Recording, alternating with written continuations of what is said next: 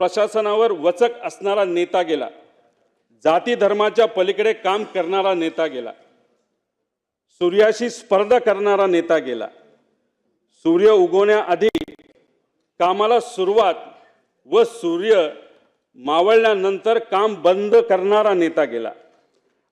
अजितदादांच्या जाण्याने महाराष्ट्राच्या राजकारणातील एक लोकनेता गेला, महाराष्ट्राच्या राजकारणातील रुबाब गेला, बेट्या म्हणून आव्हान देणारा ग्रामीण बाज गेला, महाराष्ट्रातील राजकारणाचा रांगडेपणा गेला, राज्याच्या राजकारणातील बेधडकपणा गेला, राज्याच्या राजकारणातील वेग आणि आवाका गेला, महाराष्ट्रातील राजकारणाचा जिवंतपणा गेला।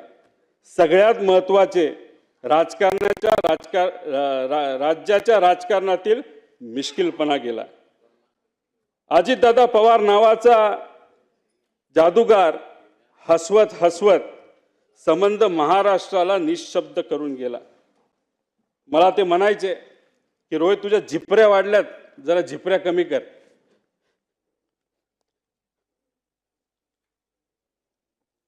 त्या दिवशी एक आदरांजली म्हणून तिथं मी माझे केस कापले। ते मला म्हणायचे, तू जरा शारीरिक वजन वाढले, तू जरा शारीरिक वजन कमी कर, पण राजकीय वजन वाढव। मी नुसतं म्हणायचो हो करतो, पण मी त्यांना शब्द देतो की माझी हेअरस्टाईल मी अशीच ठेवेल, शारीरिक वजन कमी करेल, राजकीय वाढवेल, पण एक गोष्ट मात्र खरी, ते मला म्हणायचे वरचं बटन वरपर्यंत लावत जा, पण काकांना एक सांगायचे 40-50 वर्षानंतर मी तेव्हा तुम्हाला भेटेल, तोपर्यंत मी बटन असंच उघडे ठेवणार, त्यावेळेस मात्र तुम्हाला भेटल्यानंतर हे बटन मी त्या ठिकाणी लावेल, कारण शेवटी हे बटन असं ठेवल्यानंतर तुमची आठवण त्या ठिकाणी मला नक्कीच त्या ठिकाणी येईल।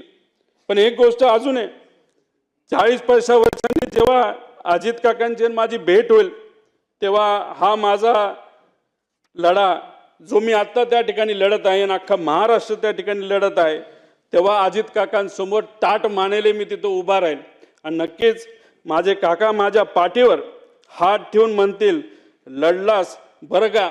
आणि या गोष्टी ऐकण्यासाठीच हा जो छोटासा लढा पण महत्त्वाचा लढा त्या ठिकाणी मी व सर्वांनी तिथं हातात घेतलाय, तो पूर्ण केल्याशिवाय राहणार नाही।